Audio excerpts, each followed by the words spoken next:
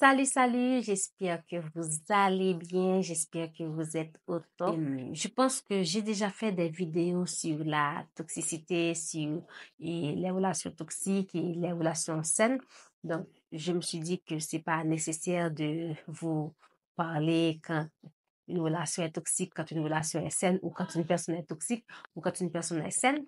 Mais là, j'ai envie de vous faire savoir que tout votre comportement n'est pas forcément toxique. C'est pas parce que vous exigez quelque chose dans le couple que c'est forcément toxique.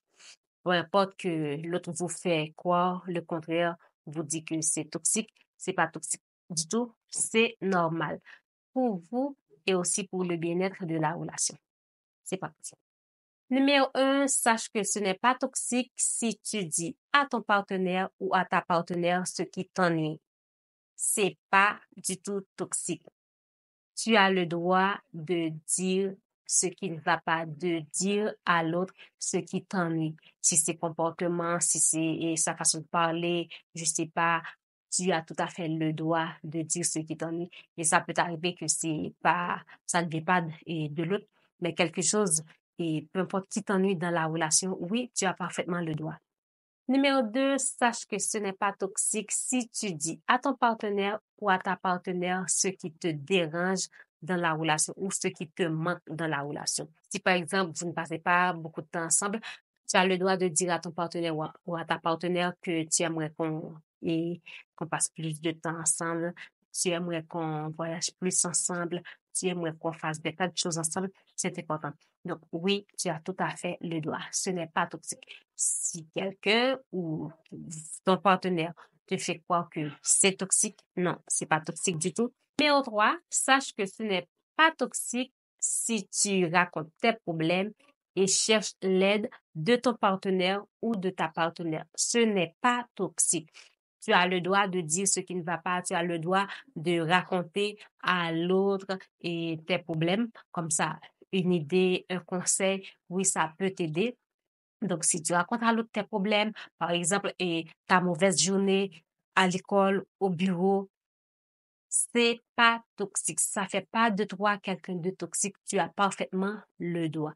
Dans le couple, c'est comme ça. On est là pour s'entraider l'un l'autre. C'est très important. Et au 4, sache que ce n'est pas toxique si tu revendiques quelque chose qui te met en insécurité dans la relation. Tu as tout à fait le droit. Si par exemple, c'est son comportement, par exemple, si cette personne-là, ça peut arriver, c'est la fille ou le garçon, si cette personne-là a beaucoup d'amis et garçons, a beaucoup d'amis filles, donc ça te dérange. Oui, tu as tout à fait le droit de revendiquer quelque chose qui te met dans l'insécurité dans la relation.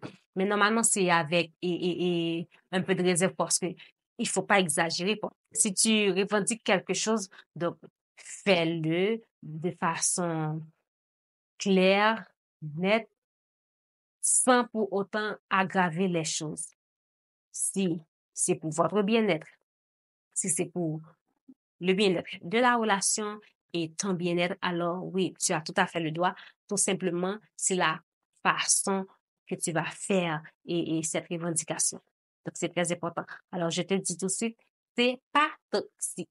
Numéro 5, sache que ce n'est pas toxique si tu cherches toujours à retrancher les malentendus dans le couple. Tout simplement, c'est la façon de faire. Parce que si, par exemple, et la première fois, ça va pas, tu dis rien. Deuxième fois, tu dis rien. À chaque fois que ça va pas, tu dis rien. Donc, ça va devenir naturel. Maintenant, tu vas laisser aller. Non. Alors oui, si c'est pour le bien-être de la relation et aussi ton bien-être, tu as tout à fait le droit de retrancher les malentendus dans le couple. Et c'est aussi pour le bien de la relation. Alors, je te le dis tout de suite, ça fait pas de toi quelqu'un de toxique.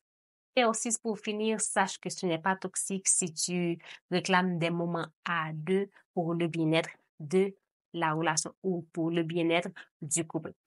Donc, je pense que j'avais parlé de ça et dans le numéro 1.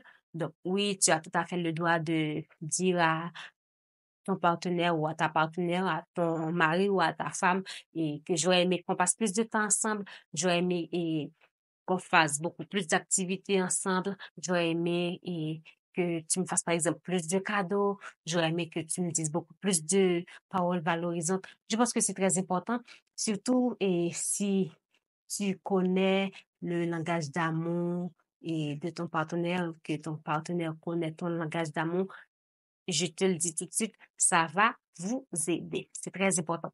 Et si tu as du mal à connaître le langage d'amour de ton partenaire ou ta partenaire ou ton propre langage d'amour, ça peut arriver que tu ne connais pas ton langage d'amour.